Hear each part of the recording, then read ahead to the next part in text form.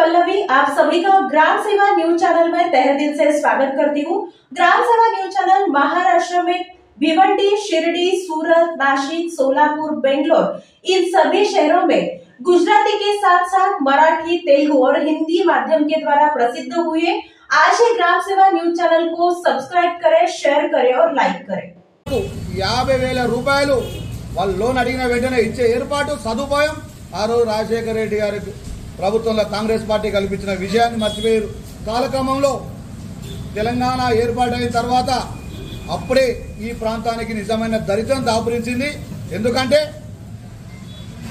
ఈ ప్రాంత వాస్తవుడి కాకపోయినా, ఉద్యమంతో సంబంధం లేకపోయినా ఆ వ్యక్తి కేవలం కేసీఆర్ గారి కొడుకు కావడం వల్లనే ఉద్యమం నీరుగారిపోతుందన్న భావనతోనే కొంతమంది ఉద్యమకారులు ఆనాడు ఉద్యమ నాయకుని కొడుకుగా కేటీఆర్ గారిని ఆదరించడం జరిగింది.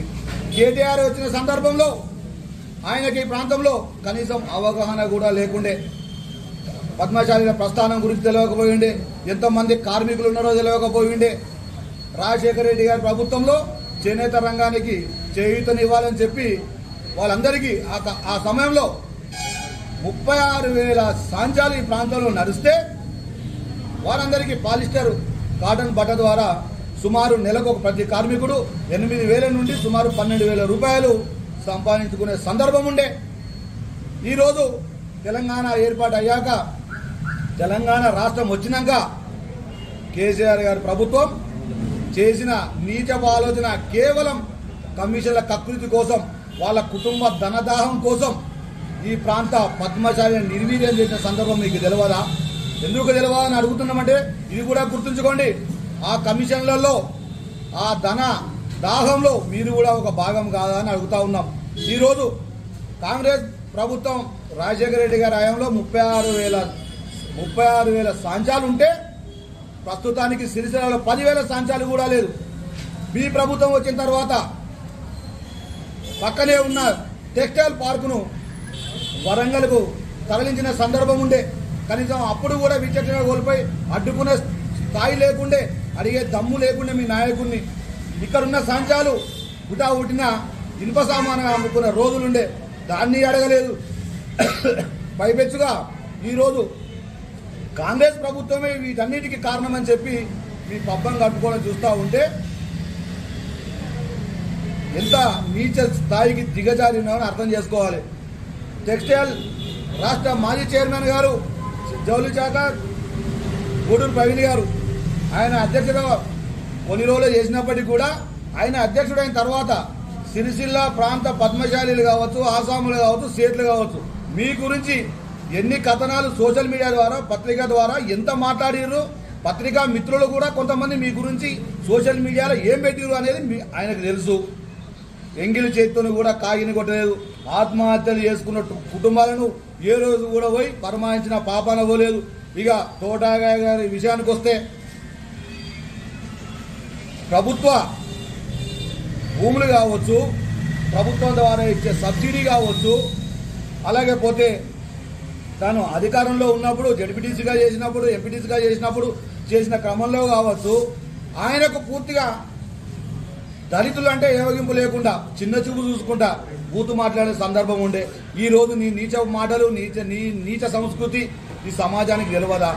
మీరేదో మళ్ళొకసారి కేటీఆర్ గారి దగ్గరనో, కేసీఆర్ గారి దగ్గరనో, లేకపోతే ఇంకా బాగా దొంగదారిని సంపాదించుకుంటున్న దగ్గరనో మీ మెప్పు పొందడానికి కేకే మహేందర్ రెడ్డి మీద తప్పుడు కూతలు కూస్తే ఇది జనమంతా నిన్ను అసహించుకుంటారు. ఏ రకంగా ఈడ కేటీ రామారావు గారు గెలిచిరో ఈ సభ్య సమాజానికి తెలుసు. ఈడ మీరు గొప్పలకు పోయేది ఏం లేదు. ఇంకా ముఖ్యంగా అభివృద్ధి అని మీరు చెప్తా ఉన్నారు. ఆ అభివృద్ధి ఏదో కేటీఆర్ గారు స్వయంగా తన సొంత ఆలోచన శక్తితో వచ్చింది కాదు, తను చేసింది కాదు. ఎందుకంటే ఈ ప్రాంతంలో కేవలం ఆయన ఒక శాసనసభ్యుడిగా మాత్రమే తిరుగుతూ ఉండే, ఇక్కడ ఉన్న ప్రాంత సమస్యల మీద అవగాహన లేకుండే. కేవలం ఏదైతే జిల్లా ఏర్పాటు అయిందో, జిల్లా ఏర్పాటు కూడా ఉద్యమకారుల ఫలితం. అది ఉద్యమ ఫలితంగానే జిల్లా ఏర్పాటైంది. జిల్లా ఉద్యమం ద్వారా వచ్చిందన్న విషయం అది కేసీఆర్ గారికి తెలుసు. ఇక్కడ ఉన్న ప్రాంత ప్రజలకు తెలుసు. ఎందుకంటే జిల్లా రావడం వల్లనే జిల్లాకు కావాల్సిన హంగులన్నీ ఇక్కడికి రావడం జరిగింది. ఇలా కేటీఆర్ గారు గొప్ప ఏం లేదు.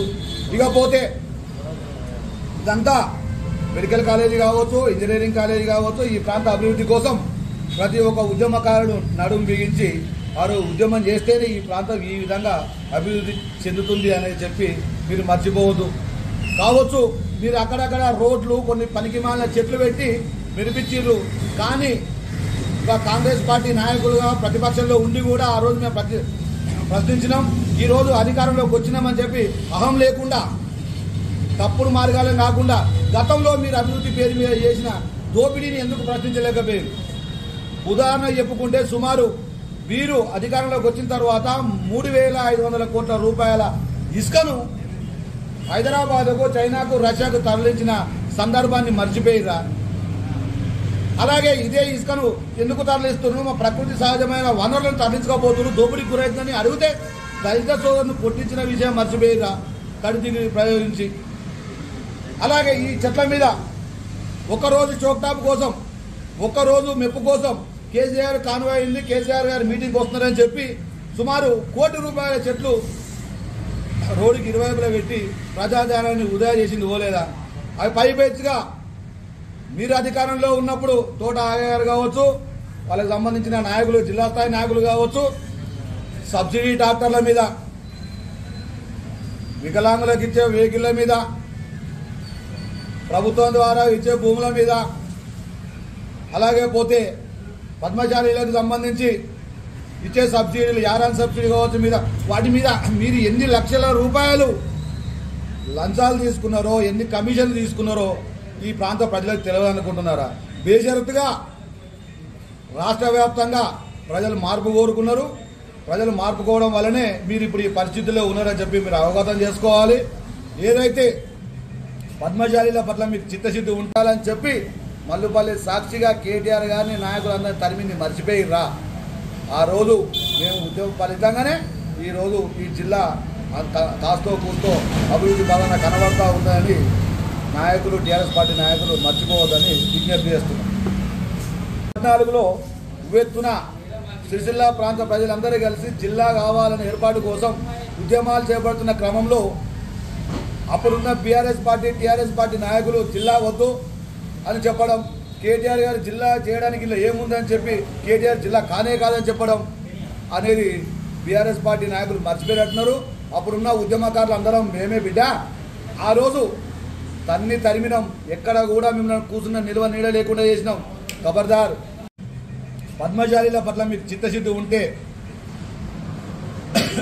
మీరు అధికారంలో ఉన్నప్పుడు బతుకమ్మ చీరల పేరు మీద ఎన్ని కోట్ల రూపాయల దోపిడీ జరిగిందో, కేటీఆర్ గారు దానికి ఎంత ఆజ్యం పోసిందో, ఎన్ని మ్యాక్స్ సొసైటీల ద్వారా మీరు మీ బినామీల ద్వారా ఎంత దోసుకున్నారో దాని మీద హైకోర్టు జడ్జి ద్వారా లేకపోతే మాజీ న్యాయమూర్తి ద్వారా మీరు విచారణ కోరాలి. మీరు నిజంగా సత్యవంతులైతే ఇవన్నీ తప్పులు చేసి ఇవన్నీ దాచిపెట్టుకొని ఈరోజేదో మేము సత్యహరిచంద్రులం అని చెప్పి మాట్లాడడం చూస్తూ ఉంటే సభ్య సమాజం సిగ్గుపడుతుంది. ఖబర్దార్, తోట ఆగయ్య గారు కావచ్చు, అలాగే గూడూరు ప్రవీణ్ గారు కావచ్చు, జిందన్ చక్రపాణి గారు కావచ్చు, ఇంకా ఎవరైనా కావచ్చు, మీరు గతాన్ని మర్చిపోకండి. మీ ఎక్కడి నుంచి మొదలయ్యారు, మీ ప్రస్థానం ఏందనేది తెలుసుకోండి. కేకే మహేందర్ రెడ్డి గారి గురించి మాట్లాడే నైతిక అర్హత మీలో ఒక్కరికి లేదు. మీరు చాలా మాకు వయసులో పెద్దోళ్ళు, మీ గురించి మీకంటే మాకు కొంచెం గౌరవం ఉన్నది. ఆ గౌరవాన్ని కాపాడుకోండి. ఇంకొకసారి పనికిమాలిన పిచ్చిపూతలు కూస్తే మాత్రం ఏ చేయాలో తప్పకుండా జరిగే తీరుతుంది అని ఈ సందర్భంగా హెచ్చరిస్తూ ఉన్నాం. ముఖ్యంగా తోట ఆగయ్య గారు, మీరు ఒక విషయం గుర్తుంచుకోవాలి. మీరు మీ బినామీల పేరు మీద తప్పుడు పత్రాలు పెట్టి అధికారం ఉంది కదా అని చెప్పి వెంకటాపూర్ గ్రామ శివారులో ఎన్ని ఎకరాలు కబ్జా చేసిరో మర్చిపోయిన సంగతి మర్చిపోయినట్టున్నారు. దాని మీద మీరు లోను తీసుకుంటూ, బసల మీద లోన్ తీసుకుంటూ, రైతు బంధు పొందుతూ, అలా రుణమాఫీ చేయించుకుంటూ ప్రభుత్వ ధనాన్ని మీరు దోసుకునేది మర్చిపోయారా అని చెప్పి మేము ఈ సందర్భంగా అడుగుతా ఉన్నాం. ఇవన్నీ ఎక్కడెక్క ప్రెస్ మీట్లు పెట్టుకుంటూ ప్రజల్లో కేకే మహేందర్ రెడ్డి గారు, కాంగ్రెస్ పార్టీ నాయకులు అందరూ నిలదీస్తూ ఉంటే ఈరోజు మీ కడుపు నొప్పి, అధికారం దూరమైంది, మా నిజ స్వరూపం బండారం బయటపడుతుందని చెప్పి తట్టుకోలేక ఈరోజు అబండాలు పిచ్చికూతలు కూస్తున్నారు. కాబట్టి ఆ పిచ్చికూతలు బేషరతుగా వెనుకకు తీసుకోవాలి. లేదు ఇందులో ఏం చేసిందే నిజం ఉంది అనుకుంటే 2-3 రోజుల్లో మళ్ళీ ఒక ప్రెస్ మీట్ ద్వారా చెప్తాం. సిరిసిల్ల అంబేద్కర్ వద్దనో లేదంటే సిరిసిల్ల గాంధీ చౌరస్తాల్లో ఎంత అభివృద్ధి జరిగింది, అందులో ఎంత దోపిడీ జరిగింది, అందులో మీ వాట ఎంతనో దిగ్గు చేర్చడానికి చర్చ సిద్ధమా అని చెప్పి ఈ సందర్భంగా అడుగుతా ఉన్నాం. బేషరతుగా తోట ఆగయ్య గారు, గూడూరు ప్రవీణ్ గారు వాళ్ళు ఏవైతే ప్రెస్ మీట్లో మాట్లాడిన మాటలు అవి వెనుక తీసుకోవాలని కోరుతా ఉన్నాం. ఓకేనా? నమస్కారం. నిన్నటి రోజున రాజన్న సిరిసిల్ల జిల్లాకు సంబంధించి బీఆర్ఎస్ టీఆర్ఎస్ నాయకులు, జిల్లా నాయకత్వం అధికారం కోల్పోయిన మత్తులో విచక్షణ కోల్పోయి స్థానిక నేత, సిరిసిల్ల నియోజకవర్గ కాంగ్రెస్ పార్టీ నాయకుడు కేకే మహేందర్ రెడ్డి గారి పైన అనుచిత వ్యాఖ్యలు వెనుకకు తీసుకోవాలని, బేషరతుగా వెనుకకు తీసుకోవాలని చెప్పి ప్రజల సమక్షంలో పత్రికా ముఖంగా క్షమాపణలు చెప్పాలని చెప్పి తంగలపల్లి మండల కాంగ్రెస్ పార్టీ పక్షాన ఈ వేదిక ద్వారా మేము వాళ్ళని డిమాండ్ చేస్తూ ఉన్నాం. ఎందుకంటే ఏదైతే తోట ఆగయ్య అనే వ్యక్తి బీఆర్ఎస్ పార్టీ జిల్లా అధ్యక్షుడిగా కొనసాగుతున్నాడో, ఆ కొనసాగుతున్న క్రమంలో అధికారం వచ్చిన తర్వాత తన అధికార మత్తులో విచక్షణ కోల్పోయి ఎన్నో కార్యక్రమాలు ఒక ఆగంతకుడి మాదిరిగా ఆగయ్య అనే వ్యక్తి నీచమైన కార్యాలు చేసిన వ్యక్తిగా రాజన్న సిరిసిల్ల జిల్లాలో అందరికీ తెలిసిన విషయమే.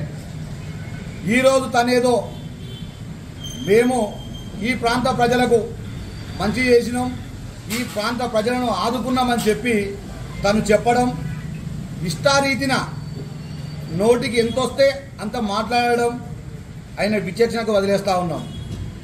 తోట ఆగయ్య అన్న వ్యక్తి గారి గతంలో కూడా చెప్పడం జరిగింది, మీ దగ్గర మీకు ఎంత తీట ఉన్నా అది మీ దగ్గరనే పెట్టుకోవాలి, విచక్షణ కోల్పోయి ఎదుటి వాళ్ళ మీద తప్పుడు కూతలు కూస్తే నాలుక చీరేస్తామని చెప్పి సందర్భంగా మీకు తెలియజేస్తా ఉన్నాం. ఎందుకంటే 5 సార్లు ప్రజల మన్నలతోని పోటీ చేసి ఓడిపోయినప్పటికీ కూడా సమస్యల పట్ల అవగాహనతోని ఈ ప్రాంత వ్యక్తిగా, మానేరు పరివాహక ప్రాంతంలో నీరు తాగిన వ్యక్తిగా ఈ ప్రాంత అభివృద్ధి కోసం, ప్రజా సమస్యల పట్ల, రైతుల పట్ల, సిరిసిల్ల పట్టణ పద్మశాలీల పట్ల అంకిత భావంతో, చిత్తశుద్ధితోని అందరినీ కలుపుకుంటూ ఈ నియోజకవర్గంలో తన శక్తి మేర పనిచేయడం జరుగుతూ ఉంది. అధికారం కోల్పోయిన మత్తులో ఏం మాట్లాడుతున్నారో మీకే సోయి లేకుండా ఈరోజు కేకే మహేందర్ రెడ్డి గారి పైన తప్పుడు కూతలు కూస్తూ ఉన్నారు. తోట ఆగయ్య వ్యక్తి గతం మర్చిపోయి, గతంలో మీ రాజకీయ ప్రస్థానం ఏ స్థాయి నుండి ఏ స్థాయికి మొదలైందనేది మీరు గుర్తెరగాలి. ఆ రోజు కేకే మహేందర్ రెడ్డి గారు మీకు చేయూతని ఇవ్వకపోతే ఈరోజు ఈ స్థాయిలో సిరిసిల్ల పట్టణంలో కబ్జా చేసి కట్టుకున్న తెలంగాణ భవన్లో మీరు ప్రెస్ మీట్లో మాట్లాడే వ్యక్తి కాకపోదు. ఖబర్దారని చెప్తా ఉన్నాం. ఎందుకంటే ఏదైతే మీరు పద్మశాలీల పేరు మీద పద్మశాలీలకు అంకిత భావంతోని, చిత్తశుద్ధితోని వారికి పని చేసినాం, వాళ్ళ అభివృద్ధి కోరుకున్నామని చెప్పిరో అయ్యా ఆగయ్య గారు, అలాగే ఏదైతే టెక్స్టైల్ రంగం ముందుకు దూసుకుపోతుందని చెప్పిన వ్యక్తి, టెక్స్టైల్ రంగానికి కార్పొరేషన్కు రాష్ట్ర స్థాయి అధ్యక్షుడిగా ఉండి ఆ సమయం నుండే ఇప్పటి వరకు చేనేత రంగం ఎంత కుంటుపడిందో, ఎంత దరిద్రపు నీవు చైర్మన్ అయిన తర్వాత ఎంత దరిద్రపు స్థాయికి దిగజారిందో అనేది గూడూరి ప్రవీణ్ గారు అనే వ్యక్తి కూడా ఆలోచన చేసుకోవాలి. ముఖ్యంగా సిరిసిల్ల చేనేత రంగం, వస్త్ర వ్యాపార రంగం 2004లో తెలంగాణ ప్రభుత్వం లేకుండే ఉమ్మడి ఆంధ్రప్రదేశ్ టీడీపీ ప్రభుత్వంలో చంద్రబాబు నాయుడు గారు ముఖ్యమంత్రిగా ఉన్న కాలంలో ఎన్నో ఆత్మహత్యలు జరిగినాయి. ఇక్కడ వస్త్ర వ్యాపారం నిర్వీర్యం చేస్తూ పాలన కొనసాగించే ఉండే. దాని మీద పోరాటాలు చేసినాం. దాని మీదనే ఇక్కడ మనగడ కొనసాగుతుందని చెప్పి ఈ ప్రాంత నాయకులందరూ ఆ రోజు కొట్లాడడం జరిగింది. దాన్ని మర్చిపోయినట్టున్నారు. ఆ కాలంలో మీరు టీడీపీ నుండే ఎంపీటీసీగా మీ ప్రస్థానం మొదలైంది.